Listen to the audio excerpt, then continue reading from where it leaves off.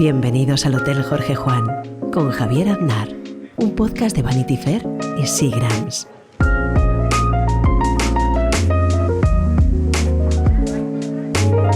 Hoy tenemos de invitado en el hotel a Manuel Fontán del Junco. ¿Qué tal estás, Manuel? Muy bien, encantado de estar aquí contigo. Muy impresionado por el entorno. Eres director de museos y de exposiciones de la Fundación Marc y ahora, justo en estos días, inauguráis una exposición con la que estoy muy ilusionado, que es la de Saul Steinberg, que es uno de mis artistas predilectos y favoritos.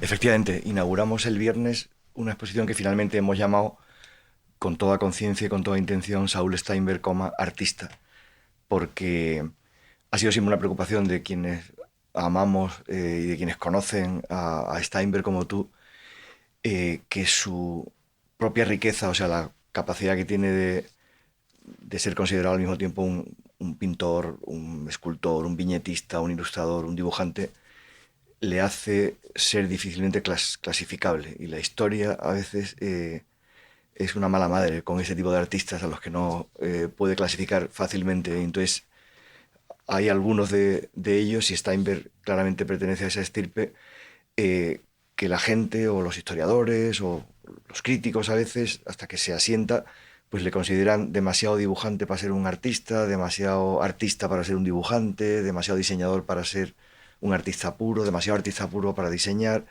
y en general no, a mucha gente le produce incomodidad, ¿no? Esta especie como de no aclararse muy bien con cuál es el perfil exacto de un artista. Esto nos pasó hace 2 o 3 años con una exposición que probablemente verías, la de Bruno Munari, que era tan fascinante como problemático en este sentido. Y a Steinberg le ha ocurrido, ¿no?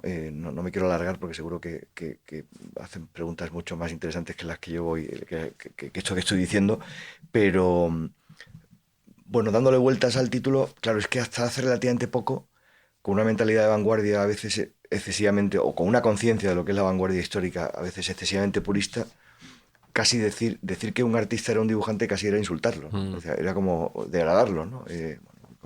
Hacer lo que no perteneciera pues a la gran corriente de la vanguardia, ¿no? Esto provocó, después si quieres podemos entrar a eso, una cierta discusión entre dos grandes de la crítica norteamericana, Harold Rosenberg y también Clement Greenberg, a propósito de Steinberg y de su debut en una exposición que se llamó Forging Americans, 14 americanos, ¿no? En la que era el único raro, por así decirlo, porque el resto eran Pollock, Rothko, es decir, artistas que claramente identificas como artistas, como pintores, ¿no?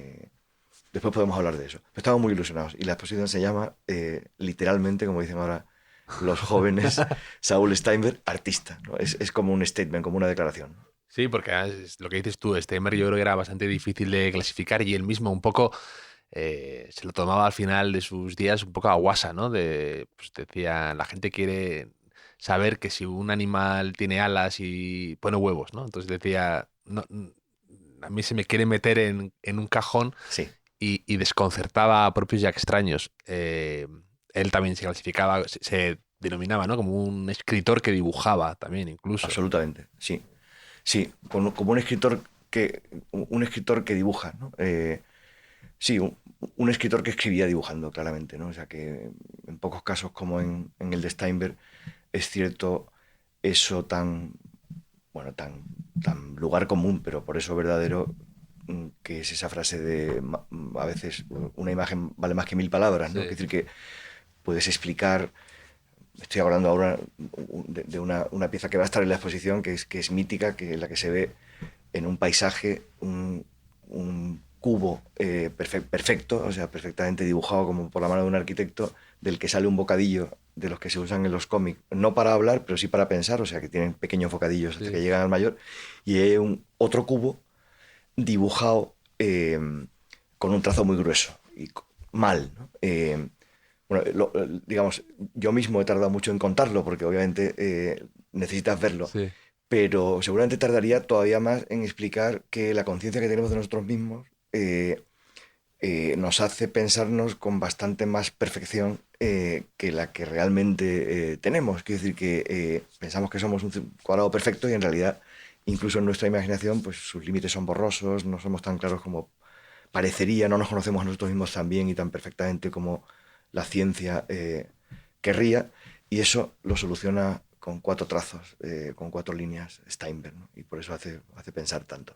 Sí, un tipo además muy ocurrente, ingenioso, con mucho humor.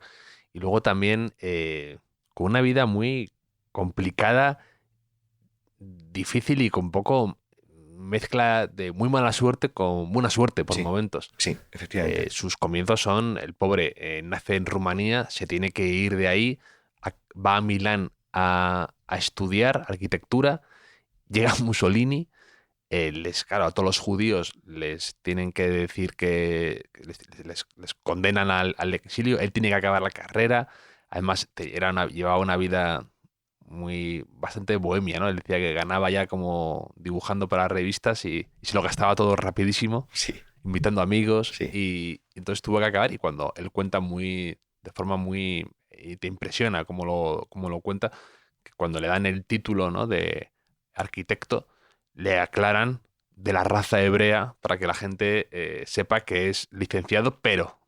Y entonces eso él lo lleva siempre hasta el final de sus días como una efectivamente. mancha, ¿no? Diciendo que. Y siempre ha vivido ahí. Él ha contado muchas veces de que le contaba que le gustaba. Le gusta el concepto de huida, ¿no? Porque siempre Sí, ha estado su vida. sí.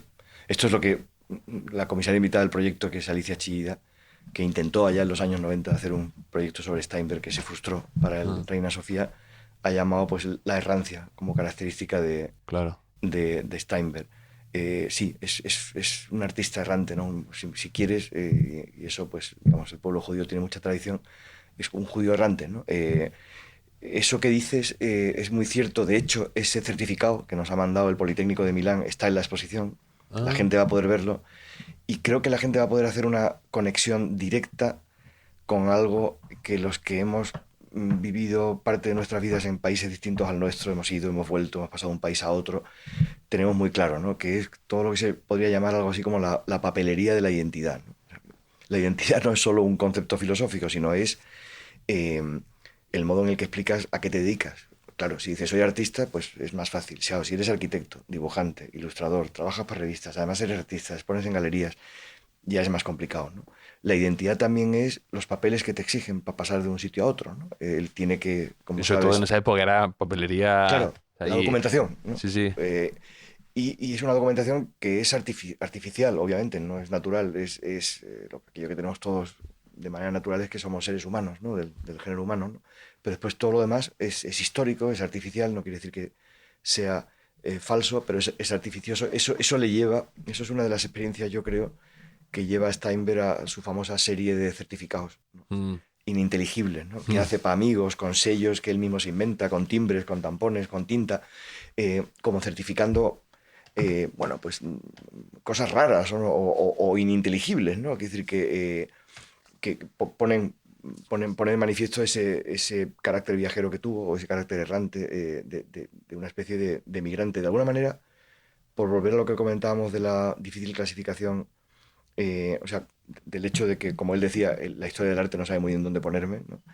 Eh, Eso tiene que ver también con esa especie como de expedición de los certificados de autenticidad de la vanguardia, ¿no? Con la idea de que, bueno, no acaba de pertenecer a ninguna parte, ¿no? Es Sí. verdad que él pasa de Italia a Lisboa, de Lisboa a República Dominicana y finalmente consigue entrar a Estados Unidos, ya se quedó en Nueva York, pero desde ahí viajó mucho por Estados Unidos, eh, pero siempre tuvo ese estatuto y sigue teniendo ese estatuto como de cierta indefinición, Ah, que si lo piensas bien, esta es la victoria póstuma, yo creo, de Rosenberg y del propio Steinberg, interpretando a Steinberg como un artista y no solo como un diseñador o un ilustrador de revistas, o un portadista de New Yorker, por mucho que hiciera 90 portadas, hay mucho más del resto de sí. la obra. Pero claro, precisamente permanecer continuamente en la vanguardia quiere decir estar continuamente identificado a medias, ¿no? La vanguardia es como el centauro, que es la mitad es hombre, Mm, reconocible y tiene nombre, la otra mitad pues no se sabe muy bien qué es, ¿no? Claro, eso a determinadas formas de arte de vanguardia radical, por ejemplo, en buena parte al futurismo, al suprematismo ruso, incluso a las mm. más radicales, les ha pasado que ya no son vanguardia, porque están en el museo, que es donde están por definición las cosas que no Ya. son la vanguardia, ¿no?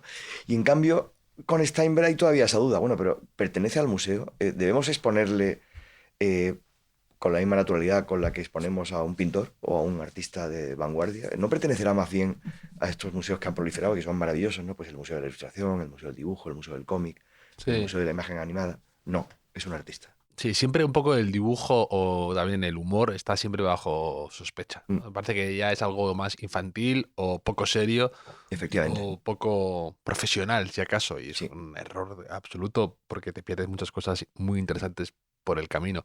Y luego lo que comentabas de cuando él llega a Estados Unidos y ya se instala, que nunca pierde ese acento italiano, esa mezcla de acento de... Él cuenta que, claro, que lo que le fascina de Estados Unidos es precisamente que le permite seguir siendo errante, le Sí, permite viajar continuamente y descubrir 100 países dentro de un país, ¿no? Que es lo efectivamente. que le fascinaba a Estados Unidos, que era un continente y que él puede ver, viajar y seguir sintiéndose un migrante, ¿no? Puede viajar Sí, de diferentes zonas de distintas, de distinto dinero, sí, distintas tradiciones, sí, distintas religiones, distinta predominación sí. de... Entonces eso a él, claro, le daba una riqueza y se sentía paradójicamente en casa. Sí, acaba conociendo muy bien y dibujando muy bien, no en el sentido de mímesis, sino en el sentido de reinvención, la vida americana, ¿no? O sea, no es casual, y también está en la exposición que hiciera la primera cubierta, la primera portada del libro The Americans, de Robert Frank, ¿no? El gran Mm. fotógrafo de la realidad americana. Y sí, decía y comentaba que lo bueno de América es que estaba por inventar, digamos, ¿no? Que aquello no lo había dibujado nadie, y él se puso a dibujarlo pues igual que otros dibujan bodegones o naturalezas muertas o vedute italianas, ¿no? Y lo hizo realmente muy, muy bien, ¿no? Y además mezclándolo, pues eso, con la Mm. reflexión, con la tipografía, con las letras que se convierten en objetos, los objetos que se convierten en letras, en fin, con una destreza manual alucinante. Eh, lo hizo realmente muy bien, ¿no? Y eso le hace ser un artista que está muy, muy presente, ¿no? Perfectamente distinguible de a lo mejor grandes ilustradores a los que le falta esa especie como de clic que le, que le pone, que pone en danza pues toda una manera de pensar y de fascinar Mm. al contemplador. Ahora, con la exposición, organizando todo, estudiando y profundizando en Steinberg y su obra, ¿a ti qué es lo que te ha sorprendido de él? ¿Qué te ha permitido descubrir de Steinberg que a lo mejor o no te hayas fijado tanto o no habías detectado o que te ha... Porque creo que son hallazgos, ¿no? Que te puede permitir Sí, bueno, algo tan bonito como tu trabajo, ¿no? Dedicarte a esto, sumergirte y seguro que hay 1000 capas que puedes descubrir sí. nuevas. Sí, y esperamos que eso se transmita casi por ósmosis al Mm, visitante, ¿no? Tú que he visto cuando he llegado, que conoces bien las exposiciones que hacemos en la Fundación, nosotros hemos hecho una especie de opción preferencial por exposiciones consideradas como resultados de proyectos de investigación. No somos tan pedantes ni tan ingenuos para pensar que toda la investigación la hacemos nosotros, porque mm, eso significaría convertirse cada 6 meses en un especialista o en alguien que sí, sabe mucho de un tema, pero sí que poco a poco creo que hemos sabido más o menos, a veces con más éxito que otras, convertirnos en una especie de especialistas, de gente con cierta capacidad de ver qué está más oscurecido, qué aspectos de figuras conocidas no se conocen tanto, qué artistas pues sencillamente no son conocidos. Aquí hay de todo. Me has preguntado, ¿qué cosas te han sorprendido? Bueno, mm, quizás se me va a notar mi raíz y mi formación filosófica, ¿no? en estética, pero hay dos cosas que me han sorprendido mucho y que creo que van a sorprender mucho a los visitantes, al público. Tres cosas. Una serie de pinturas eh, que están hechas en madera y que imitan la perspectiva que tienes cuando ves una obra desde lejos en una sala de exposiciones, que la ves obviamente con la perspectiva fugada, ¿no? sí, Están tan bien hechas que a veces no te das cuenta hasta que estás enfrente y te das cuenta de que es una tabla de muy claro. poco ancho con ángulos arriba y abajo, ¿no? Eh, la segunda es el Steinberg reflexivo. Habrá una pared enorme con una pieza que nos ha prestado el Pompidou, que se llama Art Viewers, o sea, los espectadores de arte, en el que aparece una serie de personajes, medio monstruos, felices, por así decirlo, que están viendo obras de arte en una galería. Sí, como lo que tengo aquí yo, tengo aquí el cuadrito. Estoy viendo uno, efectivamente, tienes uno ahí. Este es más complicado porque es un collage Sí. del tipo de los collages aquellos gigantescos que hizo para la exposición de Bruselas de Americans. Este se llama Art Viewers, nos lo ha prestado el Pompidou. Y claro, es el artista viendo a los que ven arte, Claro, me encanta metiendo ese la ejercicio, cabeza sí. en un presunto Mondrian. Tenemos, por cierto, dos pinturas suyas que son como dos falsos Mondrian, ¿no? Muy, muy divertidos, ¿no? Obviamente lo hace de manera eh, genial y brillante y en ningún momento se te ocurre decir que está imitando a Mondrian, pero Sí. ves claramente que es lo que Mondrian hubiera hecho si hubiera dibujado con un lápiz y con algo de color en vez de pintar con las líneas, digamos, neoplasticistas, ¿no? O sea, esta capacidad de reflexionar y de ponerse y ponerte a ti en el papel del controlador y meterte en la escena, o sea, no hacer un dibujo para que esté en una galería, sino hacer un dibujo en el que se ha encarnado el acto de ver obras en una galería, me parece muy brillante. Y en el caso de Steinberg, conecto con lo que decías antes de lo del humor, esto que es una característica esencial de la vanguardia del siglo XX y mucho más del arte conceptual, esta especie como de hiperreflexión, de hiperconciencia de sí mismo, de continuamente darle vueltas a lo que condiciona el presente, la mirada que hay detrás, que muchos artistas, algunos de ellos escritores, como el caso de Ionesco, que Mm. fue muy, muy tratado por Steinberg, ha llevado a esta especie de pazos, de tristeza, de angustia, tan propio del siglo XX. En el caso de Steinberg, que tampoco tuvo una vida sencilla, está absolutamente ligado al humor y a la alegría de vivir, yo diría, ¿no? O sea, hay de todo, ¿no? Pero hay mucha alegría, hay mucho humor, y el humor es uno de los grandes ausentes del arte Sí. contemporáneo, sin duda. Aparte, es muy llamativo. Lo hablé con Jonás Trueba de Mm, que hay muchos artistas que que pasaron penurias. Pues se me ocurre Mekas, se me ocurre en el cine Billy Wilder, se me ocurre Steinberg, y que siendo expulsado de todos lados, sintiéndose fatal, teniendo que estar todo el día eh, pues, lampando. sintiendo perseguidos, preguntándote dónde está tu familia y demás, luego usaban mucho el humor o intentaban reflejar y capturar lo bonito de la vida o lo que a ellos les parecía eh, que merecía la pena, ¿no? Mm, Entonces me hace gracia ese contraste y lo que dices tú, recurrir al humor cuando uno pensaría que se le ha extinguido a alguien en esa situación. efectivamente, sí, eso es así. O sea, yo creo que es una de las maneras en las que creo que se puede definir al gran Steinberg es una especie, se podría decir que es una especie como de vanguardista divertido, Mm, de vanguardista alegre, ¿no? Casi de viudo alegre de la vanguardia. Antes me refería, perdón por la pedantería y la autocita, en la exposición, quien vaya podrá ver un par de ejemplares del catálogo de una exposición que hizo en el MoMA Dorothy Miller, que se llamó 14 Americans, 14 sí, artistas americanos. Ella selecciona a Steinberg.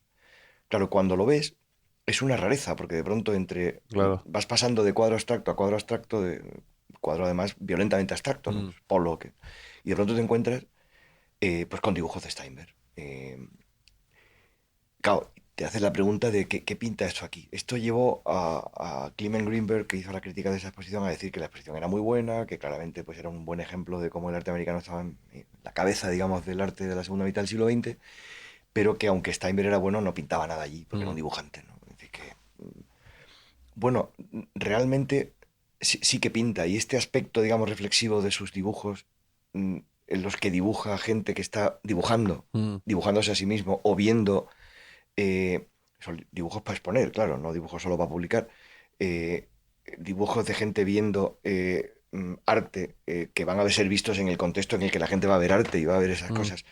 Esto al final, en buena lógica greenbergeriana, es pura vanguardia, porque Greenberg lo que decía es que básicamente, ¿qué es el arte de vanguardia? El arte de vanguardia es el arte cuyo tema es la propia posibilidad del arte. Y todo lo demás es kitsch, todo lo demás es representativo, mimético, pertenece al pasado, ¿no? Bueno, Steinberg, por figurativo que sea, está continuamente haciendo esto, ¿no? Y por último he dicho que eran tres cosas, ¿no? Una Sí, es esta especie lo, como de carácter reflexivo, lo de la otro es fuga, la que... perspectiva y la Mm, fuga, y la tercera, que está sobre todo al final de la exposición, es el momento en el que Steinberg empieza a básicamente dibujar en tres dimensiones, ayudándose de maderas, construyendo tables, mm, mesas, construyendo objetos que no están solo tallados, están tallados y están pintados, mm, con sombras, con colores. Hemos pensado que había una manera mm, evocativa, no escenográfica o no excesivamente escenográfica de mostrar esto, y es que en la última sala la gente se va a encontrar con un cubo de madera con ventanas dentro del cual estarán muchos de estos objetos, porque los objetos son una camisa pintada, un cuchillo, unas gafas, unos relojes, unas cajas de las típicas que hay encima de la mesa, libros hechos de madera, mm. con nombres absurdos, ¿no? En los que a veces él juega con las confusiones a las que llevaba su apellido a la gente, ¿no? En vez de llamarle Steinberg, pues se llama Stemmenberg, ¿no? Y a las cosas, Sí, las cartas que le llegaban equivocadas, ¿no? Bueno, todo eso va a estar dispuesto porque es una especie como de dibujo tridimensional inteligentísimo. Imagínate que alguien coge, pues es una pieza de madera que tenga la forma de un libro y le pinte las barbas, le pinte el lomo, le pinte la cubierta, la contracubierta, y al final lo pones encima de una mesa y dudas de, bueno, ¿esto qué es? ¿Es un libro? ¿Es una escultura de sí. un libro? Esta parte es el Steinberg de tres dimensiones, el Steinberg que de alguna manera vuelve a recuperar la volumetría Mm. de sus estudios de arquitecto, y creo que es un final de la exposición que a la gente le va a iluminar mucho. O un semifinal, porque al final hemos decidido que los 90 New Yorkers, que hemos conseguido todos, hasta el último, Todos, qué bien. todos, estarán en la pared principal, que Sí, tiene un cierto peligro de que la gente lo pueda entender como una especie de culminación. Yo creo que en cuanto ves la cartela te das cuenta de que ya está haciendo New Yorkers en los años 50, con lo cual sí. siempre le acompaña. Además tenía carta blanca, le decía, bueno, usted haga lo que quiera, ¿no? Que se haga otros, incluso algunos muy reputados, queremos una portada sobre tal tema, ¿no? Entonces Sí, a Steinberg pues, se la encargaban y se mandaba lo que quería, ¿no? Em, pero creo que esa fuerza, digamos, del dibujo tridimensional, de las tables, de esa maravilla de dibujar sobre madera o sobre otros materiales, pero dibujando la volumetría de la tercera dimensión, va a servir de contrapeso para que nadie se vea la impresión de que pues he visto una exposición de un gran portadista del New Yorker. mm. Y bueno, ya lo que dices tú, de las portadas del New Yorker, que Steinberg era también mucho más que eso, pero tú, de las 90 o todo lo que has visto, ¿cuál dirías que es tu favorita que tendrías a lo mejor en tu salón de casa o que te gusta especialmente? Hay muchas y muchas muy adorables o muy apetecibles. Hay una muy célebre que es la vista del mundo desde la Novena Avenida, que es Sí, ese con esa especie como de punto de fuga donde está Nueva York y después está Estados Unidos, Canadá, tal, y ya está todo el mundo detrás, que es brillante. Eh, a mí particularmente me gusta mucho una, no voy a poder decirte cuál es la fecha, pero se podrá identificar fácilmente, que es una representación, digamos, de la mitología americana. Es una especie como de dibujo en el que claramente está el tío Sam, que es una figura que él dibujó, están los republicanos y los demócratas, está el elefante y el burro, está el dólar, pero también está la creencia en Dios, está pues la Constitución americana y está pues la delincuencia, en fin, está el dinero, está la democracia y está también el imperialismo. Es algo muy inteligente, ya, construido como si fuera una especie como de pirámide, eh, que te hace que te salga espontáneamente esa expresión de lo ha clavado, o sea, realmente lo ha clavado, ¿no? Quiere decir que me estoy acordando ahora de otra, que no es una portada del New Yorker, pero que yo le tengo mucha afición, y que es, eh, se ve a una chica, a una niña pequeña, hablando con un señor. La niña, digamos, su verbo o lo que dice está representado por un dibujo ingenuo, con flores, con paisajes, tal. Y el señor está contestándole, pero claro, está contestándole desde el punto de vista de la racionalidad y la sí, madurez científica más salvaje. Entonces, claro, son todo sí, como curvas algebraicas y raíces cuadradas. Y además, sí. obviamente, todo eso se va imponiendo al dibujo florido y ingenuo de la niña. Otra vez una imagen que vale más que mil palabras.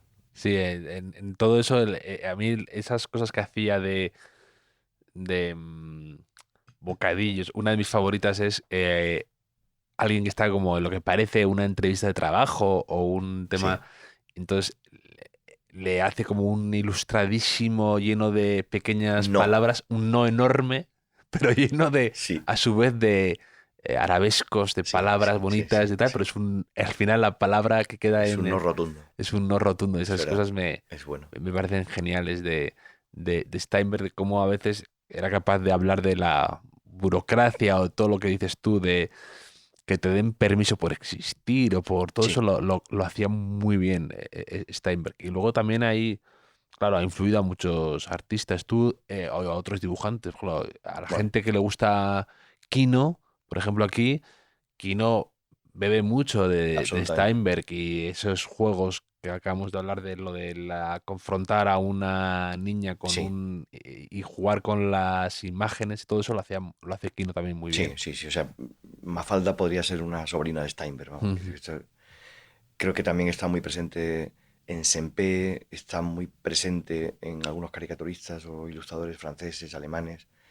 Es admirado por doquier. En nuestro caso, le hemos pedido un homenaje. Nos parecía que tenía sentido que en el catálogo, tratándose de un artista visual, no solo hubiera grandes homenajes textuales. Mm. Hemos traducido, por ejemplo, un texto mítico del año 78 de Harold Rosenberg sobre Steinberg, aparte de los textos de Alicia Chida, de Francesca Pellicciari, de Maite Muñoz, en fin, la gente que ha contribuido.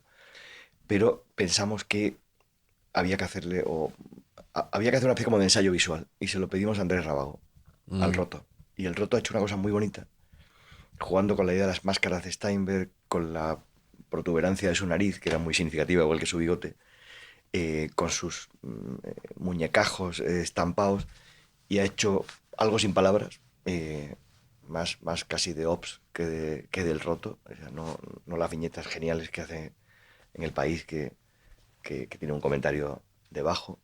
eh, y ha hecho una cosa preciosa. Se va a publicar en el catálogo, ¿no? Mm. Es admirado. Andrés Rabago me decía, bueno, voy a intentar estar a la altura, a mí me ha influido mucho, pero creo que es una pena porque realmente al que influyó realmente y le adoraba fue a Máximo, el Mm. dibujante aquel del País, ¿te acuerdas? Sí, Que ya murió, ¿no? Pero lo ha hecho y se lo sí. hemos agradecido mucho y se va a publicar en el catálogo. Pues Steinberg, que siempre ha estado un poco, eh, lo decían también sus amigos y compañeros de universidad, decían que nada más verle le veías que estaba fuera de lugar, que era una persona como bastante única, Sí, que parecía diferente y que pues ahora, hasta un tiempo fuera de lugar, le podéis encontrar en la Fundación Mar, que la gente se acerque, que la exposición va a ser francamente especial y hay ganas de ya de entrar a ver lo que lo que habéis hecho. Aquí tenemos, Manuel, la tradición del cuestionario Proust. muy No sé bien. si te has familiarizado para Sí, conocer más de nuestros invitados y aquí seguro que contigo podemos hablar de cosas que nos gustan, de libros, de artistas y demás, y de inspiraciones. muy ¿Te bien. parece que te lance alguna? Sí, por supuesto. Lo que quieras. ¿Cuál dirías que es tu idea de felicidad perfecta? Te he dicho antes que no me lo había preparado, Sí. aunque he oído en algunos podcasts eh, las preguntas del cuestionario Proust y ahora me arrepiento eh, de no habérmelo preparado. ¿Cuál es mi idea de felicidad perfecta? Pues va a sonar muy cursi y probablemente completamente retrógrado y retardatario, pero hay una expresión religiosa de la, bueno, presente, la dogmática, por así decirlo, cristiana, católica y protestante, que es la idea de la comunión de los santos, ¿no? Que no consiste en que todo el mundo sea muy bueno y sea santo, pero sí que quizás haya un estado en el que estás pasándolo bien durante todo el tiempo con toda la gente a la que quieres. Esa sería mi idea de la felicidad. Mm. ¿Y cuál dirías que es tu mayor miedo? Pues te va a sonar muy naturalista, pero o muy pedante. No tengo ningún miedo. Quizás por debilidad de carácter me aterraría que me sometieran a torturas, ¿no? Pero mm, no tengo miedo a nada más. podía pensar, bueno, Por tengo debilidad miedo. de carácter. Sí, Sí, un interrogatorio, no sé yo no sé yo si aguantaría. sí es lo que me apetecería Sí. pasar, O pero sea, por ejemplo, que me digan, te vamos a matar, es una cosa, te vamos a torturar, es algo que además por ahí ya no, por ahí ya por ahí ya no. no paso, ¿no? Y además no sé, como las películas americanas y las series pues, abundan tanto Sí, en esto tan horripilante, pero no. Y tampoco, quiero decir, es ese cierto miedo al sufrimiento inferido, gratuito, que me pudiera pasar a mí o a sí. cualquier persona, ¿no? Mm. ¿Y un rasgo que no te guste de ti mismo? Algo que dices, al final acabo un poco cansado de esto, ¿qué hago yo? O algo así, que no te... No me gustan casi todos los rasgos de mi carácter. Lo que pasa es que uno poco a poco aprende que a veces incluso sus patologías o sus defectos son lo que otra gente considera que son virtudes. Esto se ve muy claramente muchas veces en la profesión, ¿no? Es decir, si eres muy perfeccionista, probablemente seas a veces muy intenso con los demás, pero el resultado, por muy patológico que sea ese exceso de perfeccionismo, pues son cosas bien hechas, ¿no? Bueno, en general no me gusto demasiado, tampoco me disgusto, me conformo, ¿no? En ese sentido soy Me conformo. conformista y creo que pues que he tenido suerte, he tenido unos padres felices, eh, tengo muchos amigos, estoy felizmente casado, tengo 2 hijas maravillosas. Naciste en Jerez tú, ¿no? Nací en Jerez, sí, Y luego hace 61 años. has estado viviendo fuera, He vivido en muchos sitios, me marché muy joven a como estudiar. Steinberg, que eres un errante. Sí, soy un poco, he sido un poco errante.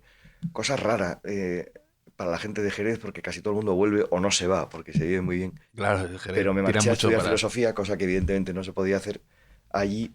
Y he vivido en el norte de España, he vivido en Madrid y he vivido mucho tiempo en Alemania, en Lisboa, en Portugal, digamos, en Italia y también he viajado y a veces con estancias largas en otros países. Pero básicamente mi vida se ha movido entre España, Portugal, Italia y sobre todo Alemania, donde primero me fui a estudiar y después me fui a trabajar y al final pues estuve casi 8 años de mi vida allí. Y estoy muy agradecido a esa estancia porque allí aprendí a formarme. La primera estancia fue una estancia de investigación en la universidad y también aprendí a trabajar y en ambas cosas creo que los alemanes son unos maestros. ¿Y en Alemania dónde vivías? ¿En qué ciudad? Viví la primera estancia en Münster, en Westfalia del Norte, cerca, digamos, de la frontera holandesa, una ciudad pequeña con una universidad muy grande y un buen museo, como casi todas las ciudades alemanas. Ahí también empieza mi idilio con el arte contemporáneo, porque claro, soy una persona que se va a finales de los 80 en Alemania, cuando aquí todavía no hay las posibilidades que tenemos ahora de, no sé, de ir a cualquier esquina y ver pintura, ¿no? Sí, O porque algo. claro, todo lo que ha habido, por ejemplo, en Madrid, el Reina Sofía, Thyssen, demás, es 80, 90 Finales de y... los 80, 90 o algunas cosas incluso este siglo, ¿no? Primero, por tanto, en Münster. Después volví a España y el Cervantes me fichó y me marché de director del Instituto Cervantes en Bremen, Mm. eh, que es como un Hamburgo en pequeño, una ciudad-estado, una ciudad de la Hansa, donde también fue muy feliz. El proyecto del Cervantes allí era una cosa muy exigente, pero muy bonita, y donde estuve pues casi 4 años. En Portugal he vivido en Lisboa y en Italia he vivido pues 9, 10 meses hasta que me fichó la fundación y volví entre Nápoles y Palermo. Dirigí al Cervantes de Nápoles, pero al mismo tiempo me pidieron algo maravilloso que fue hacer las gestiones necesarias para abrir el Cervantes de Palermo, que finalmente se abrió en una iglesia desacralizada que hay en un barrio central de Palermo que se llama La Buchiria, que había servido, entre otras cosas, como de taller Mm. de Miquel Barceló una temporada. Ah, qué interesante. Y allí abrimos el Cervantes. Y que, bueno, es una experiencia de vida haber estado en Nápoles y en Palermo. Digo, ¿te gustó el sur de Italia y vivir ahí Me fascinó. eh, Sí. Nápoles es una ciudad durísima, pero maravillosa, ¿no? O sea, es como la anti-Venecia. Ciudad que también adoro, pero incluso el turismo es distinto porque es una ciudad que da miedo, que es dura, pero es realmente maravillosa e impresionante. Y todos sus alrededores, ¿no? Posílipo, Amalfi, Positano, Ischia, Próchida, en fin, ¿no? Es una ciudad muy, que claro, ha sido española durante mucho tiempo, ¿no? Y te sientes muy, muy en casa también en lo malo que tenemos los españoles, ¿no? Hay un filósofo alemán muy poco conocido, un filósofo de la economía, perteneció a la escuela de Frankfurt, pero no es tan conocido como Benjamin o como Adorno, que se llama Alfred Sonrettel, eh, que fue profesor en Bremen. Ahí mi vida como que se mezcló, que publicó en los años 30 en el Frankfurter Zeitung un artículo que se llamó El ideal de lo roto, o sea, Das Ideal des Kaputten, Kaput es la palabra alemana, ¿vale? El ideal de lo roto, subtítulo sobre la técnica napolitana. Él vivía en Nápoles y entonces descubrió que los artefactos técnicos en Nápoles, para funcionar, tienen que estar rotos, ¿no? Es decir, solo funcionan cuando están rotos. Y claro, él extrae de ahí, y es verdad, o sea, es una ciudad caótica, chapucera, peligrosa, en fin, dura, eh, pero al mismo tiempo es una ciudad llena de humanidad, y lo propio de la humanidad es que es imperfecta, lo que es perfecto es la técnica, ¿no? Eso sí que funciona bien, ¿no? Entonces él mantiene que, bueno, que los artefactos técnicos, o sea, la llave de paso del agua, la electricidad, tal, eso funciona cuando está roto, porque entonces el ser humano, en su imperfección, se busca la vida para de alguna manera arreglarlo, ¿no? Pues hacer un empalme en un enchufe, o arreglar el grifo que no sale para que finalmente salga. Y claro, y ahí se revela una humanidad que, claro, que en el caso de Nápoles es excesiva, pero que es impactante y maravillosa. Pues tiene mérito sacar adelante un proyecto ahí Sí. por Nápoles y por Palermo también. ¿Y un rasgo que no que te cuesten los demás, que no te gusten los demás, las otras personas? No sé, quizás la falta de educación, Mm, eh, digamos, la falta de tacto. Claro, que ahí es algo que puede disgustar mucho, sobre todo si a lo mejor por debilidad es una persona que procura tratar bien a los demás.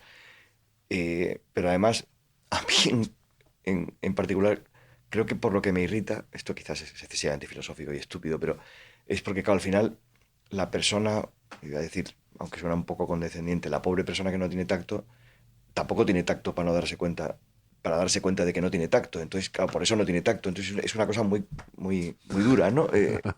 Ellos a lo mejor no sufren, pero te hacen sufrir, ¿no?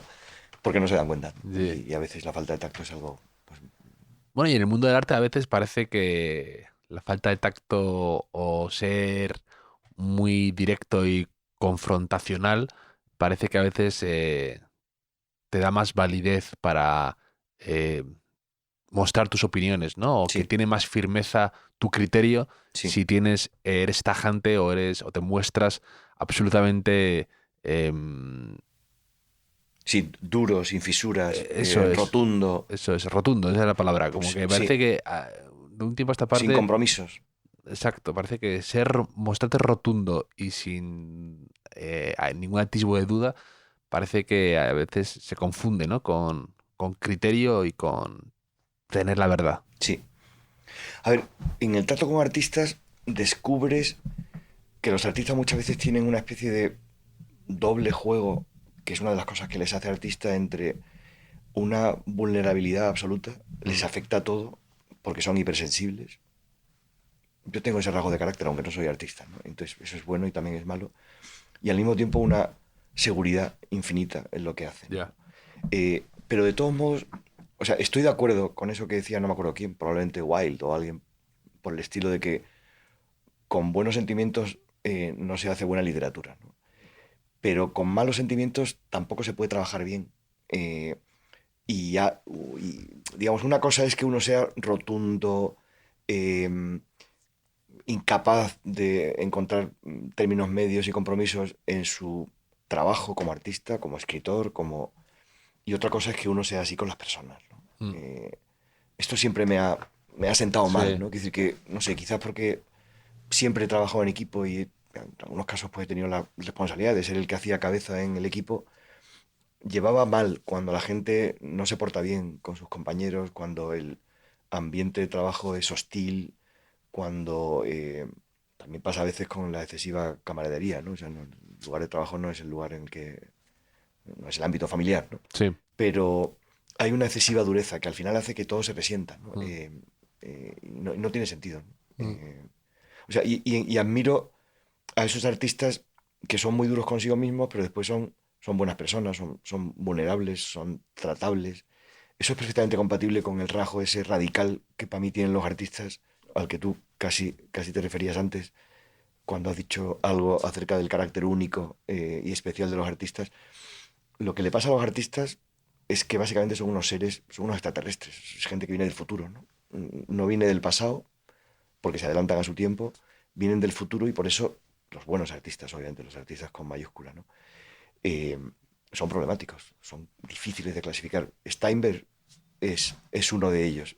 Los grandes artistas son así, por eso continuamente exhibirlos es un acto de contemporaneidad, porque de alguna manera hay una parte suya que no se sabe cómo, misteriosamente sigue perteneciendo al futuro, siguen sin ser, sin poderse dominar, Mm, nombrar, clasificar del todo. mm. ¿Algún héroe de ficción que siempre te haya parecido muy interesante o un pequeño referente? El doctor Thomas More, un americano médico y medio filósofo, descendiente del viejo Tomás Moro, Mm, inglés, de la utopía. el autor de La Utopía, que es el protagonista de una novela de Walker Percy que se llama Love into Ruins, Amor entre ruinas, las aventuras de un mal católico poco antes del fin del mundo, que es una novela maravillosa, americana, inteligente, divertidísima. eh, y Thomas More es el médico, que es el católico lapso, que pretende salvar al mundo de las fuerzas del mal, porque ha inventado una cosa que se llama el lapsómetro ontológico, con el que es capaz de medir el grado de angelismo, bestialismo, o sea, de abstracción por un lado y animalidad por otro, que es recurrente en el género humano. Pero esto contado de una manera muy divertida. Me he sentido muchas veces identificado con ese personaje, que es también el personaje de otras novelas de Walker Percy, algunas de las cuales, por cierto, perdón por esta especie como de eh, vuelta un poco pedante, tradujo al alemán nada menos que Peter Hanke, que es Ah, un sí, sí. poeta al que Premio también Nobel tengo, hace, sí, al hace que le tengo relativamente mucha poco. admiración, sí. Ah. Y un último gran viaje que hayas hecho o uno que tengas pendiente, que tengas una espina clavada de querer ir a un lugar y aún no hayas podido ir, o uno que te haya gustado mucho últimamente. Dos recientes han sido por el proyecto que hicimos el año pasado antes de América, los viajes que hicimos María Toledo y yo con Rodrigo Gutiérrez Viñuales, nuestro comisario invitado, a México, a Perú y a Bolivia, Mm, que fueron muy impactantes. Yo no conocía ninguno de los tres países, conozco otros países del Cono Sur y de Centroamérica, pero no esos, de Sudamérica. Acabo de llegar de Manila, donde hemos presentado en la Fundación Ayala una versión expandida, muy expandida, sobre todo en la parte asiática, del proyecto que comisariamos sobre Fernando Zobel en el Prado, mm. eh, que después va a tener continuidad en la National Gallery of Singapore. Que él era de Sí, Filipinas, él nació en Filipinas, nació en Manila. Y pintor bueno, maravilloso, ha sido, Zober. sí, lo es. Y ha sido pues una semana muy intensa, llevando, como dice Zobel en sus diarios, vida de pecera, porque obviamente sales Mm, a la calle y hay un 95% de humedad sí, y, y estábamos montando la exposición, pero ha sido sí. muy impactante, muy impactante. ¿Y qué tengo pendiente? Pues algo, un viaje o unos viajes que seguramente haremos porque estamos empezando a pensar seriamente en dedicar un proyecto a África. Ah, Y, y eso implicará seguramente algún viaje a Benín, a Senegal, veremos, a Kenia, a Nigeria. qué interesante. Pues hablando de Zobel, hace poco hablaba con Carlos Lafón, es el sobrino de Carmen Lafón, que era muy amigo de Zobel, Sí, íntimo de sí, Carmen Lafón, que es muy buena pintora, y me hacía mucha gracia porque me contaba que cuando era pequeño, Zobel le llevaba siempre a comer o a cenar por ahí, que iban siempre como de excursión por los lugares más, sí, por algún chino raro, un restaurante chino de Madrid, sí, que él siempre se pide su Coca-Cola Light, y sí, tiene como esa imagen de Fernando Zobel descubriéndole sabores raros y demás sí. de sitios y que era muy, Mezclando lo americano sí, con lo asiático, sí, mm, es verdad. tipo interesante. Sí. ¿Un olor favorito que tengas o un perfume, algo así que te traiga buenos recuerdos o que te guste? El nardo, El nardo, ah, porque lo asocio con mi madre. nardos, También mi amiga Leti Sala, que es escritora, también me hablaba de que se había aficionado a comprar nardos y que le encantaba el olor. Y que decía, ¿cuánto tiempo he tardado en descubrir los Sí, nardos? Sí, sí. sí. expanden mucho el olor. Era la flor, es la flor que solemos regalar a mi madre, le gusta mucho. Mm. ¿Tu madre también es de Jerez? Mi madre es de Jerez, Ah, sí. sí. Es que además hay mucha cultura del olor, yo creo, por ahí en Sí, Jerez, como les sí, gusta. los Mi abuela era de olores Jerez y también, como tengo el recuerdo de sí, ella con el tiene tema que de ver los con el olores. vino. La ciudad olía a Sí, vino, ahora claro, menos. claro. Las bodegas olían a vino. Se contaba que los capataces que trabajan en las bodegas muchas veces eran una especie como de alcohólicos permanentes, porque los efluvios y el olor del Sí. mosto y del vino en fin, El hermano de te mi ponen abuela, alegre, ¿no? Salvador Rivero, creo que se ponía un poco de Jerez en el pañuelo cuando iba vestido y tal, todo eso. Sí, sí. Efectivamente, sí. En cambio, fíjate, es curioso, pero yo he descubierto o descubrí el color del arte moderno, el color del arte del siglo XX o de finales del XIX, principios del XX, en un país tan sombrío y tan gris como Alemania, donde a las 4 de la tarde era de noche. Pero claro, allí es donde había museos, donde podías ver Matisse, donde podías ver los expresionistas alemanes, donde podías ver bueno, la gran pintura de color americana y europea, donde podías ver cosas de Yves Klein.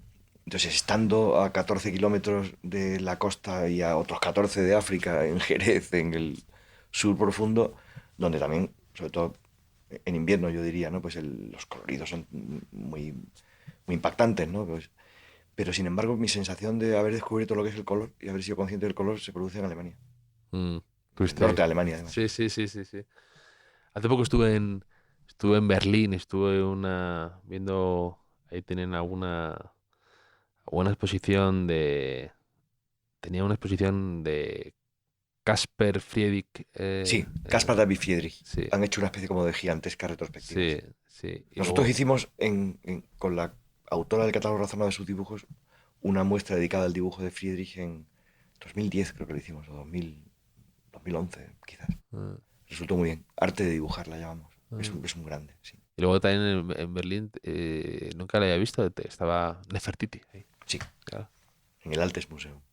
Exacto, y muy impresiona, más no puedes hacer fotos, es como un poco ahí Impresiona de... mucho. Sí, sí, está ella sola Impresiona, en una sí. sala, Impresiona pensar la edad que tiene y verla de color, por cierto. claro. Es una estatua policromada, ¿no? Como eran las estatuas griegas, que ahora vemos completamente blancas, Sí. marmóreas, y identificamos esa falta de color con el clasicismo, pero en realidad estaban ah, pintadas con colores chirriantes. Ese es un proyecto que vamos a hacer el año que viene, en febrero, que te va a interesar seguro. Ya te veo como eres y veo tus gustos. Se va a llamar, con una frase medio robada a Benjamin, en un pequeño texto que tiene sobre los colores, se va a llamar Lo tienes que ver, que es lo que dice Benjamin cuando intenta teorizar acerca del color. Como todo el mundo sabe, es una cosa que no existe y que es bastante inaprensible.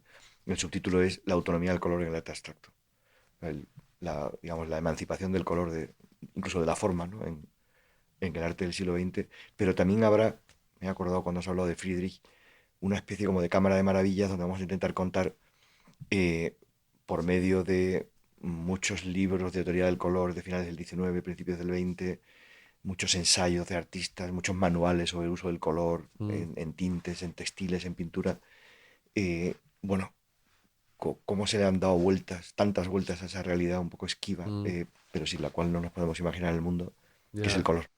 De colores, hay un libro que me gustó mucho, John Gage, no, el de Cromorama, que lo sí, escribió un italiano, sí, Faltrinelli o algo sí, así. sí, sí, Ese me pareció sí, muy buen libro y además habla de, pues eso, lo mezcla con películas, lo sí. mezcla con arte, lo mezcla Este con... es una de esas historias culturales del color que últimamente ha habido bastante. Y luego hay otro, también salió hace poco con Acantilado, ¿no? De un francés de... Michel Pastogo, Sí, sí, Pastogo, que es como él, un sí, experto en Pastogo ha color. escrito Sí, del azul y ha hecho digamos, sí, ha hecho seguimientos del color a través de la historia, ¿no? sí. Nosotros hemos trabajado con un artista que además ha sido profesor en el Royal College, al que conocimos leyendo un libro de estos que ya acierta con el título y te lo cuenta todo, bueno, no te lo cuenta todo, pero de esos títulos que ayudan, ¿no? Que a veces, como decía aquel malévolo, son tan buenos que te libran de leerte el libro, ¿no? Walter Benjamin, ¿no? La obra de arte en la era de su reproductibilidad técnica. Bueno, ya más o menos sabes de qué va, ¿no? O Jameson, que se ha muerto, por cierto, hace nada, Frederick Jameson. El de la reproductibilidad técnica, justo me lo acaban de regalar la gente Santa Col, que justo que Sí. tiene todos la acaban de reeditar y me lo acaban de mandar. Que bueno, lo han hecho ellos, fíjate, pues otra edición Sí, más, porque hay muchísimas. O sea, ha sido infinitamente reproducido y editado. No sabía de esta edición. sí, Pues ha justo. muerto hace poco Frederick Jameson, me estoy yendo, pero ahora vuelvo, era un profesor en Duke University que escribió un libro, bueno, esencial, que se llama Posmodernidad o la lógica cultural del capitalismo tardío. Claro, el subtítulo te explica que su tesis es que la posmodernidad es la lógica cultural propia del tiempo en el que vivimos, ¿no? ¿Esto a qué venía? No, porque Que se decías me que dio.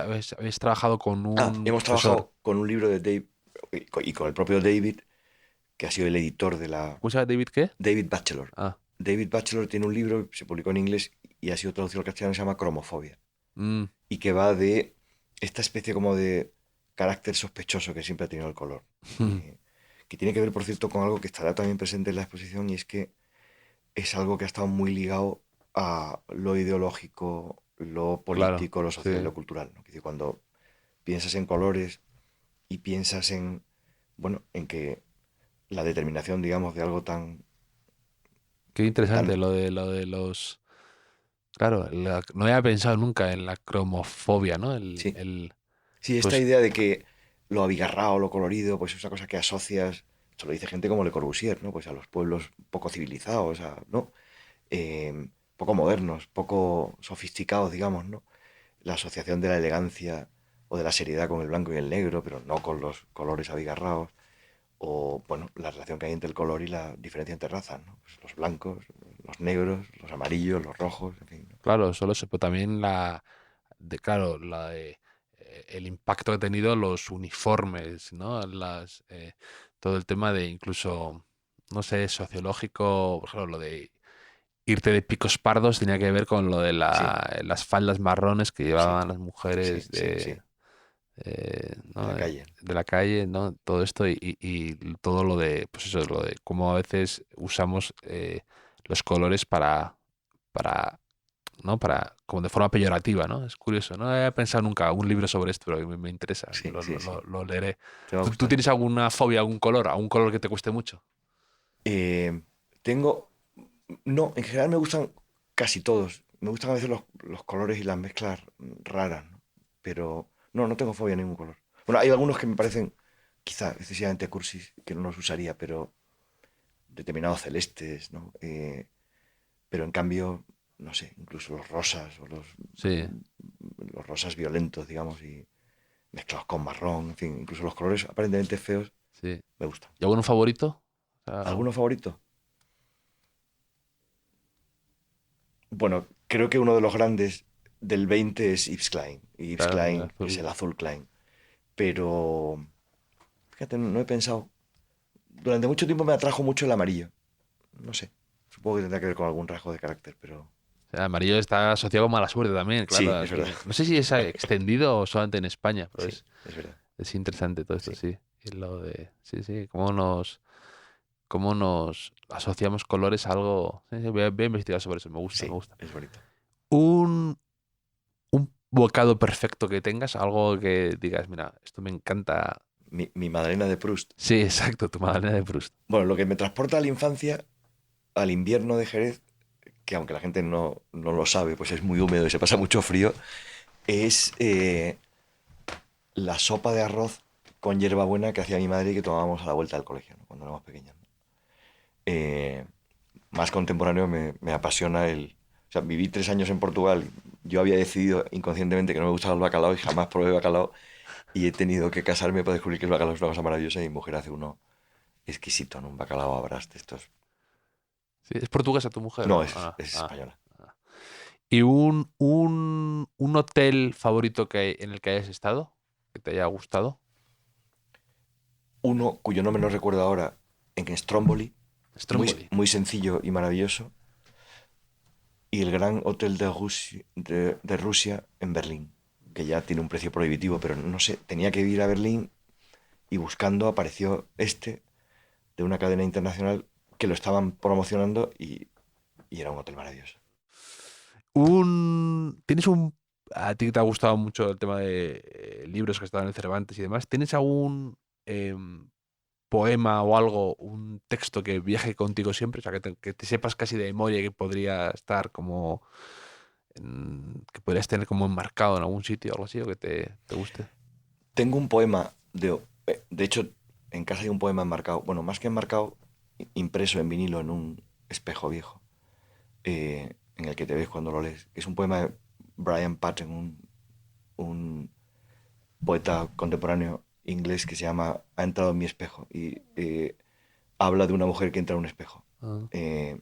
Bueno, y pensé que cuando me tocara conocer a la mujer de mi vida, pues me pasaría eso. Efectivamente me pasó. Entró en mi espejo y entonces está en casa. Muy bien, Sí. me gusta, me gusta. Después hay otro, antes que hablamos de olores, hay un poema de Rilke eh, que me supe entero, ahora me sé solo retazos en alemán, eh, perdón por la pedantería, pero que es muy bonito porque habla del olor, del perfume, y dice algo así como: quien fuera capaz de ver música en un espejo, ese te vería y sabría tu nombre, ¿no? O sea, sabría definir algo tan complicado como un olor, aunque bueno, después te compras un perfume de estos de velas de casa Sí. y hay unas descripciones como las que hay en las Sí. botellas de vino, ¿no? Que son absolutamente inverosímiles y muchas de ellas parecen poesía surrealista, ¿no? Pero es verdad, o sea, quien pudiera ver algo así como música en un espejo, que es imposible, pues ese sería capaz de identificar y de definir, darle nombre a un olor, ¿no? Eso me ha impresionado mucho. Qué bueno. Una palabra que digas o escribas muy a menudo, mucho, que te reprendas de decir, digo, tengo que cortar esto, tengo que decir esto menos. Durante un tiempo me pasó, qué pedantería, Dios mío, con una expresión latina que es eo ipso, o sea, que es como una versión cultista o culterana del automáticamente, ¿no? O sea, si haces esto, Ah, por lo mismo, eo ipso, pasa lo sí. otro. Y entonces tengo que cortarlo porque me sale con mucha frecuencia y es una es poco hortera, no sé, pero me salía, ¿no? El primer disco que te compraste, que quisiste, o sea, que fuiste a la tienda y que te quisiste comprar un disco con tu dinero o algo así, ¿te acuerdas? Sí, Crime of the Century de Supertramp. De Supertramp. Ese era el de Breakfast in America, también tuvo uno, ¿no? Ese es después, Después. sí. Sí, sí. Este es más de música metálica, más de música sinfónica, pero siempre me ha llamado mucho la atención, eh, siempre me ha llamado mucho la atención los discos en los cuales todas las canciones eran buenas. Ya. Hay discos en Eso los se que... llaman, el nombre técnico de eso, el nombre técnico, ¿no? Es All Killer, No Filler. O sea, Sí, como dicen, todos son hitazos, no hay to- no hay nada de relleno. totalmente. Entonces, y bueno, Crime of the Century era uno. En general, 2 o 3 discos de Supertramp no hay canción mala, ¿no? Y impresionaba mucho. Yo creo que ese fue el primero que me compré. Mm. Y la primera película que quisiste volver a ver, porque te había obsesionado, te había gustado, querías volver a entenderla, o en el cine, o tú en tu casa por tu cuenta. Algo así. Una película que quisieras volver a ver. O que haya visto muchas veces. Sí. Muchas. Me impresionó mucho la primera vez que la vi, París, Texas. Mm.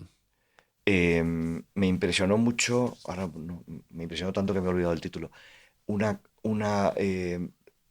película de Lars von Trier, Rompiendo las olas. Mm.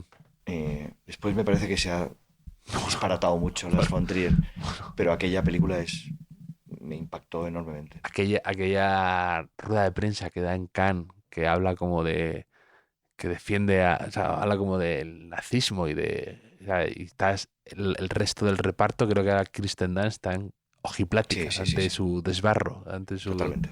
este, Se volvió loco. sí, un provocador Sí, no demasiado sí. facilón. Y luego, una charla con un artista, o tú que has podido estar en el Cervantes o en la Fundación Mar mucho tiempo, con alguien que te haya impresionado, alguien que hayas escuchado y dijeras, qué capacidad de elocuencia, porque a veces no va siempre unido, ¿no? Hay artistas Sí, que son más retraídos o que les cuesta un poco explicar todo su universo de referencias de forma pues verbal. locuaz, ¿no? Sí. Sí. Y luego otros son increíbles, ¿no? Como Sí. te capturan, ¿no? ¿Alguien que te haya impresionado? A ver, hay muchas personas que me han impresionado y no soy, creo, especialmente impresionable. Eh, una recientemente y otra cuando me fui a estudiar a Alemania. Antes ha habido también otros, por ejemplo, cuando estudiaba la carrera, la primera voz que me impresionó mucho en primero de carrera, donde había antropología como asignatura, fue el catedrático de antropología filosófica de la Universidad de Sevilla, Jacinto Choza, que me parecía, veías vibrar la filosofía Mm. en sus clases, ¿no? Después me impactó mucho en la primera clase el seminario en el que me matriculé con alguien al que después pues, ha sido mi maestro y amigo, y le he traducido y he hecho exposiciones sobre él y le he invitado a trabajar con nosotros en proyectos, que es Boris Groys, a quien he traducido 4 o 5 libros suyos al castellano. Es un ruso emigrado obligatoriamente a Alemania en los años 80, del cambio de la Glasnost, que era profesor eh, había sido pues como la figura tutelar intelectual de muchos de los artistas de los 70 y 80 en Moscú, los que hacían arte conceptual y arte pop soviético, reflexionando sobre las condiciones culturales del postestalinismo, del estalinismo, por así decirlo. Groys daba un seminario, yo me matriculé junto con otros 15 o 20 alumnos y me pareció, o sea, me impactó enorme, o sea, me pareció que había llegado como un torpedo a la línea de flotación de mi vida intelectual y en general Mm. del mundo intelectual de los años 80 y todavía hoy, porque ha sido durante mucho tiempo después profesor en Estados Unidos y ahora ha vuelto a Berlín. Y los artistas, como decías, a veces impresionan más por sus hechos, por el modo de ser, por el modo de moverse en el sentido amplio de la palabra, ¿no? Y te diría que de los que he conocido últimamente, que he conocido afortunadamente muchos, quien más me ha impresionado y por el que tengo una admiración bastante profunda, creo, pero son dos, pero me voy a referir a uno que ha sido el último, que es José María Sicilia, Mm. que ha sido uno de los grandes pintores de los 80 y los 90 y que ahora está embarcado en una aventura artístico-intelectual realmente fascinante, ¿no? Sí. También alrededor de algo que ha montado, que es una fundación que se llama El Instante. Modo de trabajar, sigue pintando, sigue tejiendo, o sea, teje. Tiene una máquina de tejer que se ha fabricado no sé, puede tener 20 metros cuadrados. Eh, y lo que está haciendo ahora es algo, me parece que brillante, de las cosas, creo que es una de las cosas que va a quedar de esta época en el arte español, en buena parte inspirado o en un camino que empieza con el impacto que le produce una estancia, primero una visita y después muchas estancias en Japón cuando sucede Fukushima. Mm. Cuando Me encanta Sicilia a mí. Mm. es muy bueno. Y tiene un hermano también más pequeño, Jaime, que también es muy buen artista, Sí, hace cosas muy interesantes, también me qué gusta. bueno, no lo conozco, Jaime. Ah. ¿Y un regalo que recuerdes de manera especial, que tú hicieras o que tú recibieras? Un regalo que yo hiciera Que o tú que yo recibieras. recibiera. Mm,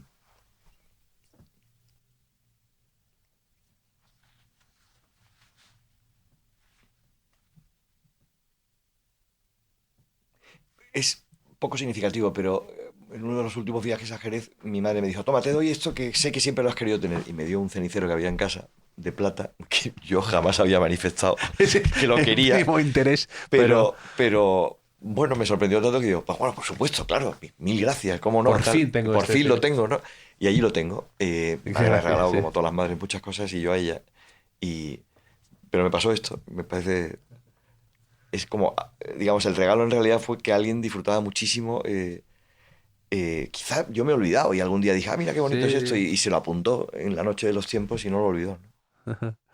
Un talento oculto que tengas, algo que se te dé bien, más allá de tu faceta de curador de arte y de experto, algo que se te dé bien, a lo mejor eres buen cocinero, se te da bien jugar al tenis o se te da bien hacer algo, eres manitas, algo que se te dé bien, que... A ver, cuando era joven, muy joven, era muy bueno fui muy buen velocista.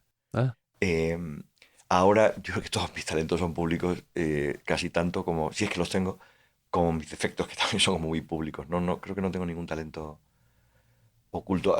Hay cosas que pues, quizá he hecho bien durante un tiempo y después he dejado de hacer, ¿no? Y ya, pues seguramente hay mucha gente en mi vida que ni siquiera lo sabe, ¿no? Pero, por ejemplo, dibujaba bien, de hecho estuve a punto de hacer bellas artes y era buen caricaturista. Quizás también por eso me ha interesado siempre Steinberg. Steinberg, ¿no? Y durante mucho tiempo pues hacía muchas caricaturas, dibujaba mucho. Después pues eso ha ido a menos, ¿no? Mm. ¿Cuál dirías que es tu estado de ánimo actual? Pues yo diría que es un estado de... a ver, es la primera vez que pienso en esta expresión, pero no sé por qué me ha salido de repente. De cierta ansiedad responsable. Mm, yo acabo de cumplir 61 años, ¿no? Entonces estoy en un momento en el que me estoy acercando a algo que jamás había pensado que me afectaría. Vamos, que me afectaría, quiere decir que me pasaría, no que me afectaría en el sentido de que me preocupara. Que es que, bueno, en algún momento pues tendré que pensar en jubilarme, ¿no? Y entonces estoy experimentando eso con una especie de mezcla de sentimientos que por otra parte es la que tiene cualquier persona que acaba jubilándose, ¿no? El jubilado viene de júbilo, pero es una cosa costosa, ¿no? Eh, Me refiero no solo a esa dualidad, sino al hecho de que uno tiende a pensar, cuando empieza a pensar que ya le quedan menos años profesionales por delante de los que tiene a su espalda, que, bueno, que lo que le queda va a ser una especie como de mm, cuesta abajo, pacífica, por así decirlo, ¿no? Lejos del frenesí, de la primera juventud o incluso de la madurez profesional en algunos casos. Y en cambio, por el tipo de trabajo que desarrollo, por la institución en la que trabajo, también por carácter, bueno, por vocación y formación filosófica, esto, mm, esto está coincidiendo con cierta necesidad por estabilizar de alguna manera aquello valioso que hayamos podido hacer pues la gente con la que trabajo y yo mismo, porque pueda tener algún sentido de futuro. Y esto tiene que ver además en concreto con los fulgurantes que están siendo los cambios, sobre todo los consistentes, digamos, aquellos que llegan de la mano de la transformación digital, ¿no? O sea que de pronto, digamos que como la gente de mi generación, pues estamos más o menos al final de nuestra carrera profesional y descubres que para acabar bien tienes que tener también cierta mentalidad casi de startup, ¿no? Es decir, que no puedes pasar sencillamente eh, de la realidad de que ya se hacían exposiciones cuando nuestra conexión con el mundo era la tele o la imprenta, ¿no? Mm. Pero es que ahora tenemos el mundo en la palma de la mano, desde que existe el teléfono inteligente y la inteligencia artificial está ahí, y como dice la gente con esa expresión que a mí me horroriza, está ahí para quedarse. Casi todo lo que está ahí se acaba quedando de alguna manera u otra. Y tienes que atender a eso, ¿no? Desde el punto de vista profesional y desde el punto de vista incluso institucional, ¿no? O sea, no puedes seguir trabajando en el mundo de la cultura sin tener en cuenta que de facto vivimos en un mundo, vamos, que éramos mamíferos y ahora somos anfibios, porque vivimos en un mundo que en parte es virtual, pero muy real, en el que pasamos muchas horas, de una manera mucho más inmersiva y mucho más estructurante y mucho más, eh, con mucha más potencia de influencia que la que podrían tener nuestros antecesores o nosotros mismos delante de la tele. Y que junto a eso pues está la vida real, el mundo material, por así decirlo, ¿no? Lo otro también es real, ¿no? La vida analógica, ¿no? Y que, bueno, si te dedicas a cosas que tienen que ver con eh, el contacto, la experiencia sensorial con originales de obras de arte en lugares específicos que, bueno, que promueven el conocimiento, el espíritu crítico, la formación, la educación de la vista, la cultura, en definitiva, tienes que plantearte seriamente que no puedes hacer oídos sordos a esa algarabía, ¿no? Hay buena parte de esa algarabía es ruido, no acabará articulándose en música, pero otra parte no. Y hay que estar atentos, ¿no? Ya se empieza a hablar del Museo Doble. El responsable de los museos de Berlín, tú que has estado por allí, el último responsable ya se ha jubilado. Bernhard Marx ha publicado hace muy poco un libro que se llama el Museo Desdoblado, ¿no? O sea, el Museo Doble, ¿no? hablando de, bueno, si te tomas en serio la contemporaneidad, tu museo ya no es solo un artefacto que tiene lugar entre las paredes de un edificio. La web ya no es tu herramienta de difusión, es un lugar en el que las obras de arte o sus espectros, sus imágenes también existen, ¿no? Sí, sí. Ya se empieza a hablar de comisariado generativo, ¿no? Que es, bueno, en el fondo la inteligencia artificial aplicada al comisariado. O sea, ¿cómo no va a ocurrir que si el corrector de Word te dice cuál es probablemente la siguiente palabra que quieres teclear, no vaya a ser posible que con un buen prompt, diciéndole a la máquina que trabaje contigo, te ahorres muchas veces muchos meses de trabajo muy mecánico, pero muy importante, ¿no? Es decir, que desde el caso más sencillo, imagínate a alguien que quiere hacer una exposición sobre el Rozco del año 55 a 60, ¿no? Bueno, solo localizar las obras que tienen que ver, que son préstamos potenciales, solo discriminar entre esas obras cuáles no te puedes permitir porque están en la National Gallery de Canberra y te cuesta la misma vida traerlos, cuáles están disponibles, cuáles serían muy bueno tenerlas, pero están en colecciones particulares anónimas y el catálogo de la zona norte de información. Si toda esa información, todos esos datos están online, te puedes ahorrar mucho. O sea, con un buen prompt, pues la máquina te puede acabar vomitando la parte primaria o primordial del trabajo, que es la selección de obra acotada, ¿no? Por eso, por eso estoy en esa especie como de estado de ansiedad Ya. responsable, ¿no? Pero Y pero lo que dices es un arma de doble filo también, ¿no? lo Porque a es. veces, claro, el proceso ese a veces lento o tedioso o fatigoso de estar llamando, preguntando, hace que descubras nuevas cosas o Sí, que te dé acceso a un coleccionista que tiene una sí, cosa y que te permite luego pensar en otra cosa al futuro. Y si todo sí. eso se criba, claro, es un poco... Sí, que Es, de algún modo es lo de ahora también parecido que se ve con los ordenadores eh, respecto a antes cómo se escribía, ¿no? sí, Se ha ganado mucho tiempo, mucha agilidad, pero que se ha perdido saber el proceso de sí, escritura, porque los tachones, las cosas, los borradores se han perdido. O sea, sí. ya no, se han quedado Sí, en... sí, sí, sí, sí. Entonces, Sí, claro, esto también pasa un poco, ¿no? Que dices, es ganas en tiempo, es práctico, y también sabes que hay cosas que tienen que ser a veces por el camino largo, ¿no? sí, Porque inevitablemente te lleva a conocer más o a descubrir más o a directamente a interactuar con personas que de otra manera no vas a llegar es nunca a verdad. ellas. Eso creo que no se va a perder nunca. Pero hay partes de ese trabajo, digamos que lo que va a favorecer la inteligencia artificial, por así decirlo, eh, la generativa, será el plan de ataque, digamos, el dibujo del croquis, pero no el Sí, dibujo del plano. claro. Después el plano tienes que trabajar. O sea, después tienes que decir, bueno, vale, sí, esta obra está aquí, pero vamos a ver, vamos a ver el museo, vamos a ver la documentación, vamos a ver si es posible o no es posible. Bueno, si me acaban de conceder este préstamo, entonces quizá esto Mm, ya no me interesa porque, porque no es tan buena, porque se va a desacreditar. En cambio, tendría una muy buena presencia si la otra, las obras de arte a veces se pelean entre sí, ¿no? Cuando sí, las pones juntas, ¿no? Eh, para eso seguirá teniendo una importancia primordial el ojo, la experiencia, la visión acumulada. No nos vamos a librar, ¿no? Lo que pasa que, digamos, igual que como te contaba antes, pues tú montas un equipo curatorial en el que a veces tienes un académico que sabe muchísimo del Greco, pero jamás ha hecho una exposición sobre el Greco. En cambio, tú no sabes tanto como él, o no sabes casi nada, pero sabes lo que es montar algo visualmente plausible en las tres dimensiones de un espacio y el coste que tiene esa operación también económica mm, y de tiempo y de planificación. eh, Va a ocurrir que tendrás que incorporar al equipo curatorial, en algunos casos, mm, un productor audiovisual, un sonidista, eh, o a la inteligencia artificial. O sea, no creo que aparezcan los créditos porque son sí. máquinas anónimas, Ajá. pero habrá Pero pronto algunos. empezarán a pedir derechos de autor.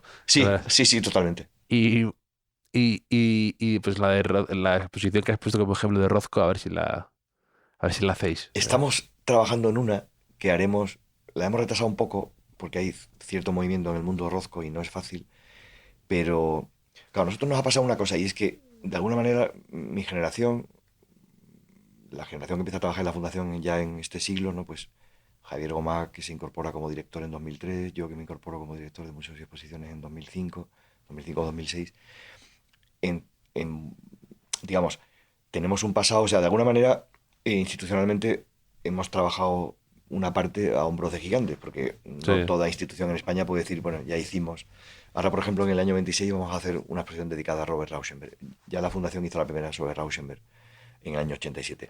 Y también hizo la primera sobre Rothko. Sí, me Entonces, acuerdo, es muy famosa esa de Rothko. y entonces, si vuelves a revisitar uno de esos artistas, aparte de que, claro, generacionalmente el país ha cambiado, y incluso la gente que la vio la volvería a ver, y hay gente que no ha visto nunca una exposición de Rothko, aparte de eso, quieres, bueno, no hacer lo que a lo mejor entonces tuvo sentido, que Claro. es agarrar una serie de obras de Rothko, traerlas y enseñarlas, ¿no? Y aquí le estamos dando vueltas con un título que por ahora es totalmente de trabajo, que se llama Rothko, la contemplación, a una idea que aparece recurrentemente en textos de Rothko, en entrevistas, que alguna vez le preguntan cuál es para él el ideal display de sus obras, o sea, como cuál es la mejor manera de exponer tus obras. Él era un obsesivo, y cuando el MoMA le dedicó una exposición, los comisarios y en general la gente del MoMA terminó hasta el gorro, porque iba Sí, todos sí. los días, a Lo todas del horas. edificio Seagram también, Sí, todo esto. bueno, claro, aquello Sí, sí. terminó como el Rosario de la Aurora, Sí. ¿no? Y entonces, en un momento determinado, dice, pues creo que la mejor manera de exponer mi obra sería en pequeñas capillas Sí. individuales.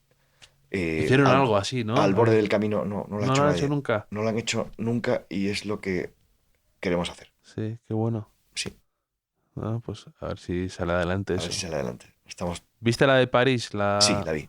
¿Qué tal te pareció? No, yo no la he visto, ¿eh? Me quedé con A ganas. ver, si me oye Christopher Rothko, con quien estamos trabajando en este proyecto y que fue el comisario, pues me matará y me dirá, Manuel, Christopher, dale adelante, dale adelante. ¿cómo habla. dices esto? Pero me pareció... no me gustó. ¿No te O sea, gustó? digamos, tenía que abstraer mi mirada delante de cada Rothko, y los había impresionantes, para abstraerme de algo que yo creo que a él le hubiera horrorizado, porque es el equivalente al edificio Seagram en exposición. Era la Fundación Vuitton completamente llena de Rothkos. En algunos casos, voy a decir una barbaridad, que también si mis colegas de la Fundación Vuitton me oyen, pues igual no sé, me cortan el pescuezo. A veces había préstamos que parecían como declaraciones de fuerza, ¿no? Bueno, pues vamos a ver. Vamos a traer parte de la habitación que montó Rothko en la Phillips Collection con sus obras, ¿no? Cosa que no se ha movido prácticamente desde que la instaló, ¿no? O voy a convencer a la Tate para traerme las piezas del edificio Seagram, que Rothko acabó donándolas a la Tate, que si has estado en la Tate habrás pasado por la habitación. Bueno, pues estaban todos los Rothkos en París, ¿no? Bueno, eso se explica también porque la comisaria Suzanne Page hizo una exposición de Rothko en el Gran Palais hace muchos años, con muchas dificultades, y digamos que no quedó contenta con... Y prácticamente desde entonces pues no había habido más exposiciones significativas de Rothko, ¿no? Lo ves en el catálogo y lo veías en la exposición hasta la exageración. Recuerdo que además en una de las salas de arriba, de pronto alguien había tenido la idea de encajar unos hommes qui marchent y unas mujeres de Giacometti en medio de la sala, ¿no? Ya, es verdad, sí, sí. Entonces, ¿qué pinta esto aquí, no? Ya. En fin, me desconcertó bastante. Y después el edificio es un gran edificio por fuera y no es tan buen edificio por dentro. Y creo que a Rothko le hace especialmente daño el perder, digamos, el impacto de la inversión en sus campos de color cuando acabas en una zona y tienes que salir a un pasillo para conectar y meterte en la siguiente. Un pasillo donde obviamente pues lo primero que ves es el extintor, el cuarto de baño, la silla del vigilante. Entonces había una especie como de continuo. En cambio abajo había una sala gigante llena de Rothkos en el perímetro, pues muy impresionante. Pero si dices, oye, ¿y si la exposición hubiera sido esto? Pues seguramente hubiera sido igualmente impresionante, ¿no? Ahora hay un Rothko en la colección, en la exposición que hay ahora ahí en Madrid Centro, o sea, centro, un Rothko de la colección Pérez Simón, ¿Ah, sí? que ha No lo he visto. dejado varios de su colección personal. Hay muchos cuadros de muchos artistas diferentes. Sí. Claro, hay un Rothko y hay muchas cosas ahí, hay alguna cosa interesante. No he visto esa exposición aún. Sí, Es una expresión de la colección Pérez Simón. sí, la ha traído aquí. Sí, que Y parece que puede quedarse en España. sí, eso están hablando y demás. Y quiere hacer un proyecto ahí. Y hay Pues iré a cuadros, verla, iré a hay verla. cuadros, sí, sí. Y para acabar, si tienes un lema presente en tu vida, algo que te repitas o que tengas, aquí siempre pongo el ejemplo de lo de que Billy Wilder ponía que haría Lubitsch, pues tú si tienes algún lema o algo que te repitas o que tengas presente en tu He vida. tenido muchos. Bueno, profesionalmente, por ejemplo, como soy un convencido, como Javier y como como Javier Goma, que es Mm, director de la fundación, y como mucha de la gente que trabaja en fundaciones, de que las fundaciones no estamos para duplicar lo que ya hacen otros, sino mm. eh, Tomar riesgos y... para tomar riesgos y cubrir carencias y ausencias de las que nadie se ocupa. Pues durante un tiempo hemos tenido así como un pequeño lema, un poco, digamos, de uso diario, algo así como, suena muy pedante, pero no sé si se lo entiende en el sentido en que acabo de explicar, ¿no? Es algo así como, para hacer las cosas como las hacen los demás, ya están los demás, ¿no? Sí. Y si hay gente que las hace bien, ¿para qué las vas a hacer tú de nuevo, ¿no? Otro que muchas veces me ha iluminado mucho es el verso ese de, creo que es de East Cocker, de Eliot, que dice, ¿dónde está la sabiduría que hemos perdido en el conocimiento? ¿Dónde está el conocimiento que hemos perdido en la información? Que especialmente ahora en el que tenemos todo el saber y la información del mundo al alcance de la mano, es especialmente eh, aplicable, ¿no? Y también me vienen recurrentemente a la cabeza dos frases. Una, quizás por esta especie de carácter, pues, ansioso, enérgico, si quieres, ¿no? Hipersensible para las cosas, que me dio mucha paz cuando lo pensé o lo articulé, probablemente con ecos de cosas que he leído, ¿no? Que es la idea de que, bueno, no hay tiempo para todo. O sea, la vida no te da tiempo a pensar todo lo que eres capaz de imaginar y no te da tiempo a hacer todo lo que eres capaz de pensar. Que dice Mm, que em, hay otro que también me ha dado luces y me ha servido, que es esta idea que siempre he pensado que debe estar muy presente en las instituciones. En las instituciones que se dedican a la actividad y no tanto a la reflexión y a la investigación, como son las universidades o los sitios digamos, en los que directamente la gente está estudiando, ¿no? Y es que, bueno, el único recurso que no se acaba nunca, que no tiene fondo de saco, que jamás se agota, pues son la imaginación y la inteligencia, pero también son los dos únicos recursos que no se improvisan, ¿no? Tú no puedes decir el lunes una cosa, no puedes declarar un lunes que 5 minutos antes tu institución ha pasado a ser una institución basada en el conocimiento, la investigación, y eso exige muchísimo tiempo, ¿no? La imaginación e inteligencia los improvisan, me gusta. Sí, no se improvisan y tampoco se agotan, ¿no? Estamos a- Eh, y se pueden morir si no le das continuidad, ¿no?